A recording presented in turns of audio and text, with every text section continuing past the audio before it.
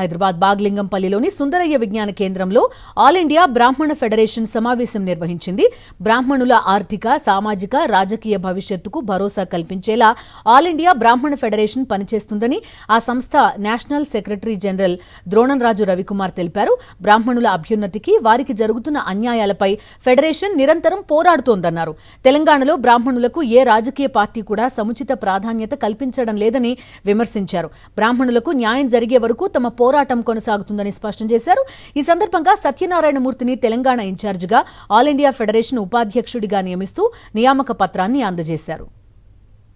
బ్రాహ్మణులకు ఏ పార్టీ కూడా సముచిత రాజకీయ స్థానాలు కలిగించడం లేదు. హైదరాబాద్ జంట నగరాలు 23 కాన్స్టిట్యున్సీల్లో ఏ పార్టీ గెలవాలన్నా, ఏ పార్టీని ఓడగొట్టాలన్నా కూడా బ్రాహ్మణులే ముఖ్య పాత్రధారులు. ఈ రోజు రాష్ట్ర ప్రభుత్వాన్ని మేము కోరుతుంది, తక్షణం ఒక 100 కోట్లు మీరు మన బ్రాహ్మణ పరిషత్కు శాంక్షన్ చేయాలని. విదేశీ విద్యను బ్రాహ్మణులకు దూరం చేస్తే ఇప్పటికే అనగారిపోతున్న బ్రాహ్మణులు విదేశాలు కూడా వెళ్ళడానికి నోచుకోలేని పరిస్థితి కలుగుతుందన్న బాధతో ఈ రోజు రాష్ట్ర ప్రభుత్వాన్ని మేము డిమాండ్ చేస్తున్నాం.